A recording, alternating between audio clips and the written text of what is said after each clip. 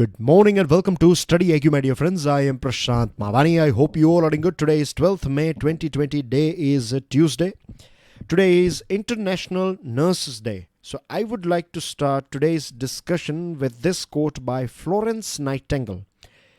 I attribute my success to this. I never gave or took any excuse. No cheat days. No cheating. 100% commitment to whatever you are doing. That's what I think she's trying to tell us or educate us about. With this, dear friends, I would like to introduce all of you to our smart course. Now, StudyIQ has launched a smart course on our mobile application. Dear friends, this smart course is designed by best faculties of our country. It covers your Civil Services Examination. EMI option is available, but the thing is that this EMI option will end on 20th May. So make the most out of it. To find out more about it, all you have to do is download our mobile app on your mobile phone. To download the PDF of today's discussion, check out my Telegram channel. Please make sure that you share this lecture with other students. Hit the like button if you have learned something from today's discussion. Don't forget to subscribe to our channel. And if you want to follow me, then you can check out my FB page. Dear friends, on our table we have 6 articles. I'm going to be a little bit quick today because we have to go through so many important points. The first one is about M. Venkaiah Naidu, and this is a very interesting article. This is part 1. We are going to see part 2 tomorrow, right? This whole article we are going to discuss, but Venkaiah Naidu ji has said that he will bring out part 2 tomorrow. So part 1, very important for your mains examination, for your overall understanding. Then we have a consensus, not confusion. This one is about this train, right? That nearly 15 trains will be started in near future. In fact, they have we have started. We, in the sense, government has started it. And we'll talk about it when we reach there. A welcome change. This one is about plasma therapy. Then I have one article from Indian Express, Target WTO. Very interesting article. Legal but not appropriate. This one is about labor law, equal freedom and forced labor. Again, about labor law. So let's start our discussion with this article, the need for a second chamber. Now, second chamber here means we are talking about our parliament. And first of all, let me give you some basic knowledge about bicameral system. Bicameral system is a system where you have 2 houses, right? So we have 2 houses in our parliament, of course. So we have one upper house. Upper house is also known as Rajya Sabha. And then we have a lower house as well, of course, and lower house is Lok Sabha, right? So I hope this thing is clear to new students as well. So bicameral means a system where you have a parliament, basically, where you have 2 houses, right? Parliament or legislative assembly and legislative council as well. So we have a legislature where we have 2 houses, upper house and lower house. So we have this thing. Now, Rajya Sabha came into being on 3rd April 1952, and the first session was conducted on 13th May 1952. Now, production of the second chamber was not automatic. It was not that easy. Serious arguments took place and it had a narrow escape.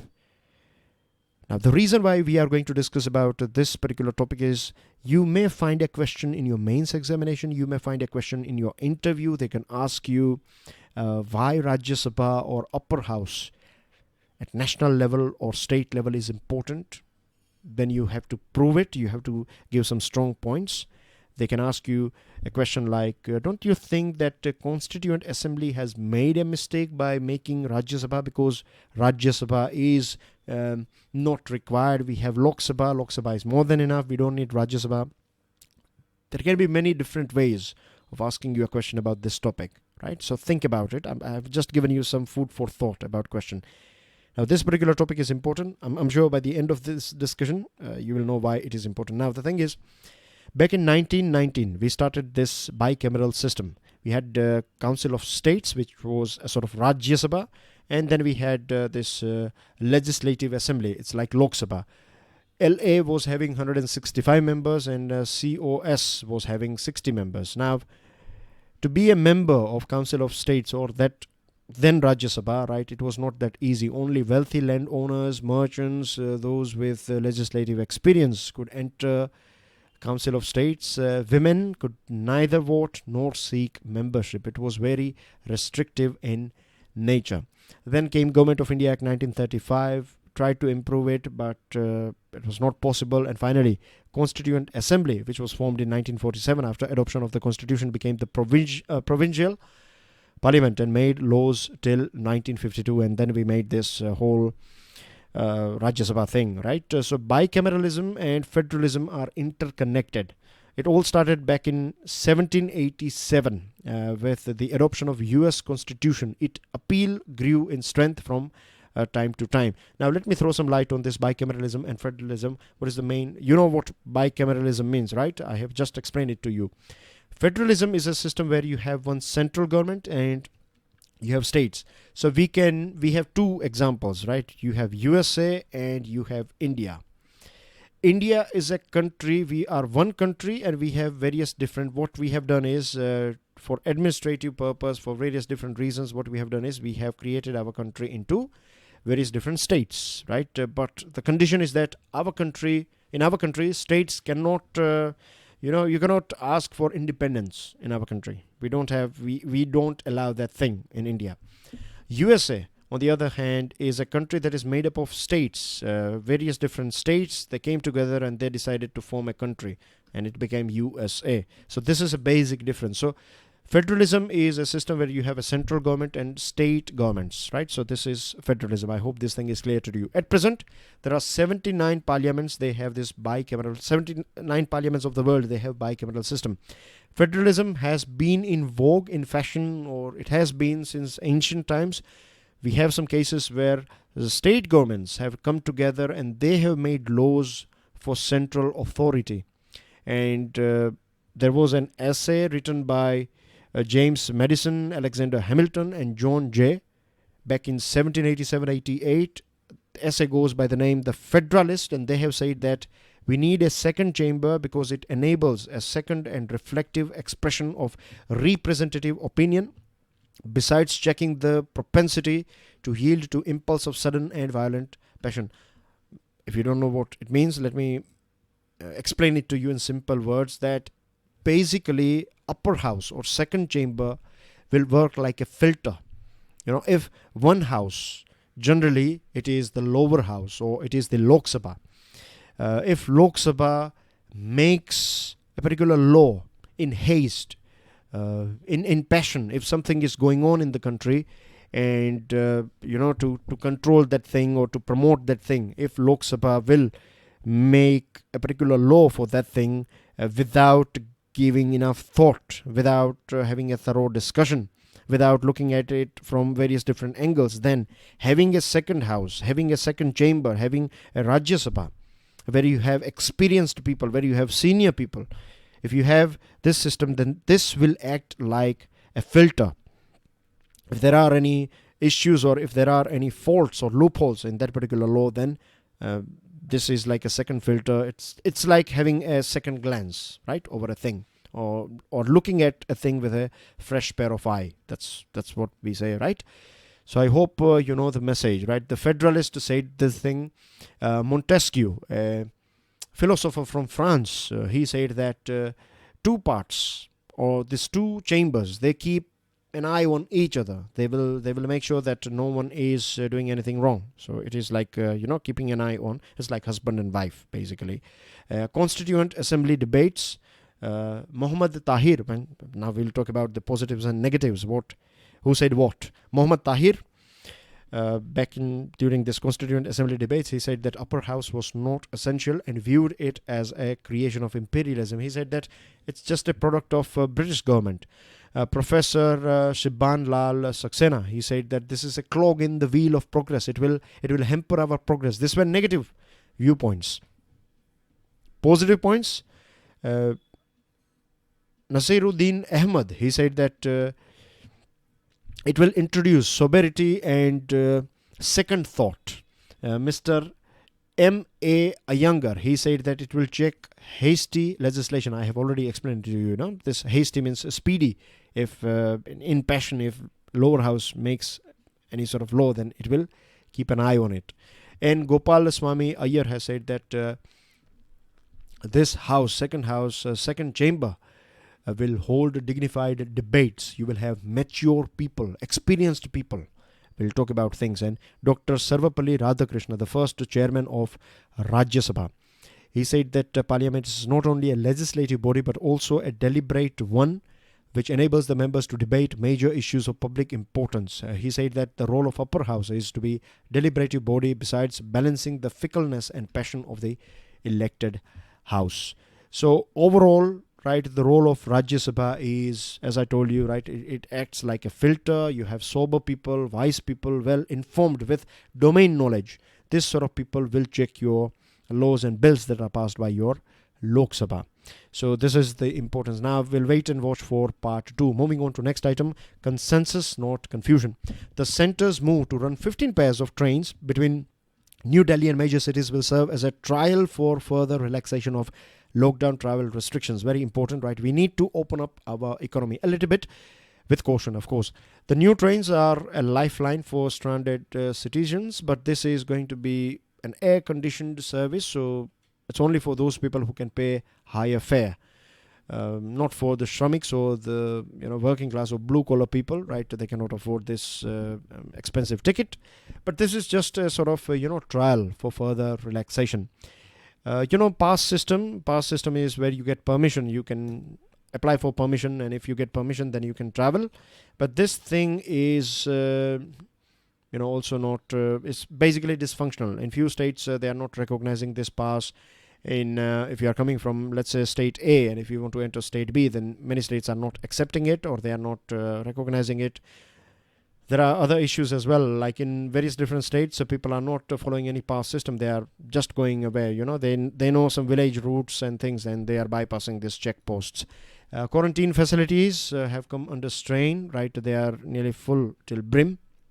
And states like Kerala, they may see some rise in numbers in future because people from various different parts of the world, they're NRIs or expatriate, they will come back from UAE, Dubai, means UAE, Saudi Arabia and other countries. And we'll talk about a news item that is associated with this Kerala. So keep this thing in mind for now.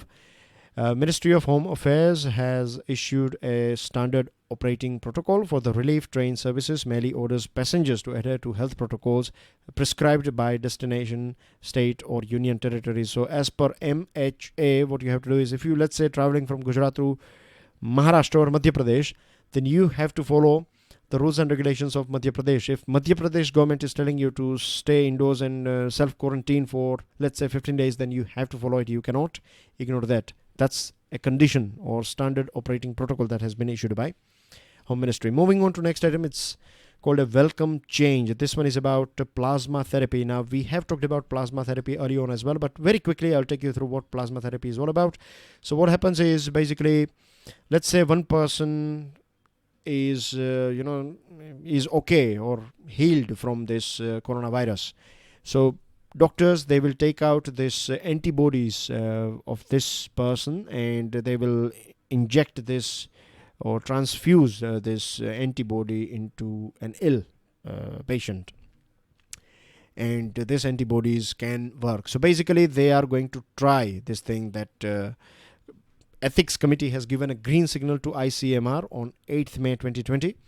And now ICMR will conduct a study, plasma safety and efficiency, efficacy, in phase 2 trial. It will be conducted on 452 patients. They will be made into two groups. One group will be given this plasma therapy. Other group will be not given this thing. And they will be observed for 28 days. So the primary outcomes of the trial in 21 hospitals that will be studied include prevention of illness from progressing to a severe form, avoidance of deaths from all causes at 28 days after plasma infusion. And key secondary outcomes will include resolution of symptoms, reduction in hospital stay, and respiratory support like ventilators, right? So these are the things that will be checked. Now, plasma will be collected from donors 28 days after they make a complete recovery from illness and are symptom-free and have more than required level of antibodies against the novel coronavirus. So that's how they are going to do the test. Now, this is something not new. It's a century-old thing. Back in 1892 it was used for diphtheria, and we have used this for measles, chickenpox, and rabies as well. It has worked for these things. It has worked for MERS and SARS, but it has not worked for Ebola. In fact, for dengue, it has created some serious side effects as well. But we don't have any other options. Means when I say we don't have any other options, we have limited options, and we don't want to leave any stone unturned, right? We want to make sure that we want to exploit and explore all the options that we have in this fight against coronavirus. So let's hope for a positive result. Let's hope, right? And let's hope that medical community will find a solution for this coronavirus as quickly as possible or in near future. Moving on to next item. This one is from Indian Express. It's about Target WTO. This article is based on an argument by here we go. So I was talking about that this article is basically based on an article that was written by Josh Hawley, and he is a US senator, or you can say he's member of Parliament of USA from Missouri, and he wrote this article in the New York Times. And what he said that this coronavirus pandemic is not just a health crisis, it is also an economic crisis. He said that this modern global economy has destroyed American economy and it has empowered China's economy, and all these things has happened under World Trade Organization. So what he is saying that abolish World Trade Organization. He's saying that USA should step out of this World Trade Organization. Very aggressive, very I won't say interesting, but his arguments are, or what he is saying is going to create, I think, some ripple effect, right? Why I think like that, I'll tell you in a minute. First of all, let's see what he said. He said that he acknowledged, he accepts this fact that under WTO, under World Trade Organization, capital and goods moved across borders. We know that it has helped, WTO has helped us with globalization, or it has promoted globalization. But he also said that it's not just the capital and goods that have moved across borders, but it has also transferred jobs. American jobs have gone to various different countries, and various different countries have benefited from this thing. And at present, USA is in a big loss because our jobs are gone. That's what he is saying. This whole World Trade Organization's one of the main philosophy was peace and prosperity. Right, that it will bring prosperity and it will bring peace in the world if we do more trade with each other. And I don't say that, I'm not saying that it has not. But this is also a fact that it has also dragged USA into various different wars. Now, of course, it is the choice of USA to enter a war or not. But USA has, engaged in various different parts of the world, and it is, in fact, still engaged in this war-like situation in Iraq, in Afghanistan, for trade and for prosperity and various different things. Of course, we don't want to go or explore that area at present. Trade and China. These are the two very important topics in USA at present. Mr. Trump is anti-China, as you know it very well, right? His statements, all statements coming in about this coronavirus and other things, they are anti-China. And election is not that far in USA, so Mr. Trump is going to be more aggressive on China. And Joe Biden, he is going to be, he has said that his opinion was that, or is that, that USA should work with China, right? Rather than having a competition, a cutthroat competition, it is better to work with China. That's what he is saying. So the problem is we will find a touch of politics as well here. And he is also saying this WTO should be replaced. Hawley is saying that we should replace, or USA should replace a WTO with a new arrangement. And this is very interesting for India. What he is saying that we should build a new network of trusted friends and partners to resist China's economic imperialism. Trusted friends and partners. These words are important for India. Are we part of this trusted friends and partners? If we are, then should we go against China and should we join USA group, or should we stay independent, right?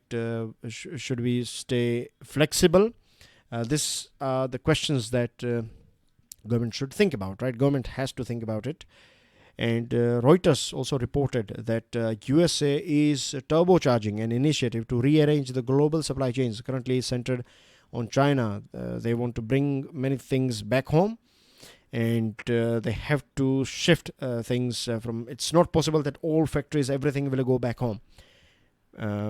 Few things can go back home, few things you have to leave it there, and few things you can transfer. So the question is, those things that you are going to transfer to some other country, can India get a big pie of that cake, or big chunk of that thing? Can we? If we can, then we should work for it, right? So this is the most interesting thing, that India should, or Delhi should, pay close attention to Howley's theme on working with trusted friends and partners to restructure international trade. Now moving on to next item. This one is about labor laws. I'm going to be a bit brief here. I want you guys to download the PDF and go through some small tiny details that you find here. Basically, Himachal Pradesh, Rajasthan, Punjab, then you have Gujarat, then you have Uttarakhand, Haryana, Madhya Pradesh, Uttar Pradesh. These are the states. They have changed labor laws in recent past, and the main reason is that they want to restart the businesses, economy as quickly as possible. They want to restart manufacturing as quickly as possible. And what they have done so far is that they have increased per day work from 8 hours. This thing has been increased to 12 hours. Overtime you will get only after 72 hours. That means in a week, if you have worked 72 hours, and after 73rd hour, from that onwards, you will get overtime payment. In some states, overtime payment it's not going to be double, it is going to be same normal rate. So these are the changes. And Uttar Pradesh government has approved an ordinance that exempts establishments from all labor laws for 3 years, except you have this safety and security, which is very necessary, provisions related to employing women and children, payment of wages on time and above prescribed minimum wages, and no bonded labor. These are the things. Apart from these things, all other things are not applicable in Uttar Pradesh. So the big question here is that was there any proper consultation before making or before introducing this change? Of course, the answer is no. Legally, you have many options, like Factories Act. It allows states to make necessary changes when you are going through some public emergencies. You have 3 options: war, external aggression, or internal disturbances. What states are doing is they are calling this epidemic as internal disturbances, and based on that thing, they have made some changes. Then of course, means in normal times, what you do is you have one option, that is you can apply for, means you can place a bill in your legislative assembly, and if you can clear the bill, then that becomes a law. Or else, when your this sort of legislature is not in session, then you can go for ordinance. I have one question for you. Ordinance, right? If a state issues an ordinance, then after after a period when your legislative assembly is in session, so in what period you have to make sure that this ordinance is converted into, or a bill you have to introduce. So can you give me the period, like how much is allowed, maximum time, how much is allowed? That's a question for you. I hope the question is clear. So this is an option as well, ordinance, and that's what they have done. They have issued ordinance. Various different states, they have issued ordinance. So this article is saying that you are legal. What you have done is legal, no doubt, but it is not appropriate. Not appropriate because you have not consulted. You have not done enough discussion on this thing. So this is the thing. So it's basically against these changes. Then we have one more article, Equal Freedom and Forced Labor. B.R. Ambedkar has said that fundamental rights must also eliminate the possibility of more powerful having the power to impose arbitrary restraints on the less powerful by withdrawing from the control he has over the economic life of the people, the dictatorship of private employer.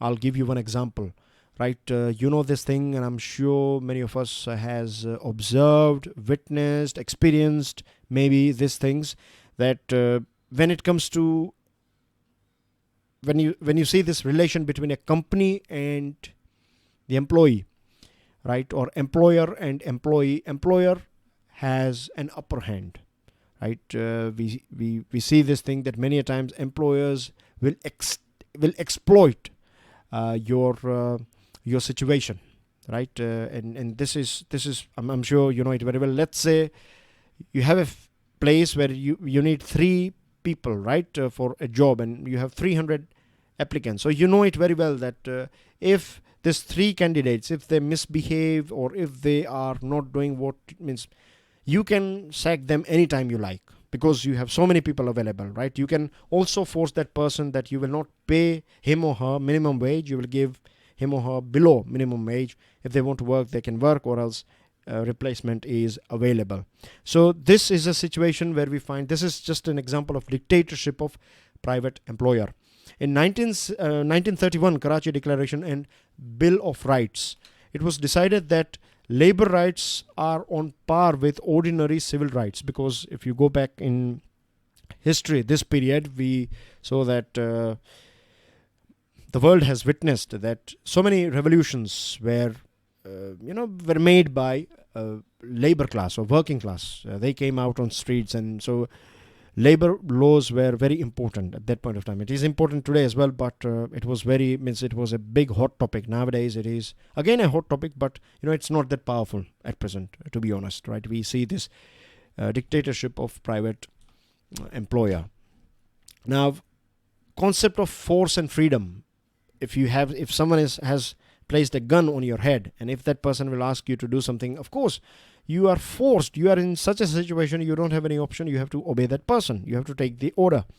But it's not only that situation. Many times, as I gave you this example, where you have like 3 people and 300 are waiting, this is also a situation where you'll be forced. It's a sort of psychological force, right? It's a sort of economical force that this employer is doing on you. Katie Shah has said that necessitous men are not free men. If someone is in necessity, right, if someone is trying to earn his bread and butter for his family, for himself, right, then if someone is desperate, right, then he will not enjoy. Means survival is going to be the basic thing, right? If someone is very desperate, then chances are that you can exploit that person. Supreme Court has delivered a landmark judgment, PUDR versus Union of India, and the court held that the right against forced labor included the right to a minimum wage. Supreme Court has clearly stated that that you have to give minimum wage no matter what situation is. You have to follow it, and we have in our country, in various different countries as well, we find this private government. What private government is all about? Basically, your laws are designed in such a way that a person will have political rights. Like, you live in a democracy, you can vote, you can have your Aadhaar card, you can go here and there, and everything is there. But when it comes to your workplace, when it comes to your money earning thing, right, things will not be that equal. Every labor, means Mr. Ambani or Prime Minister Modi or every one of us, right, and the poorest of the poor, they have only one vote, isn't it? They can give only one, they can deliver only one vote. So this term, we all are equal.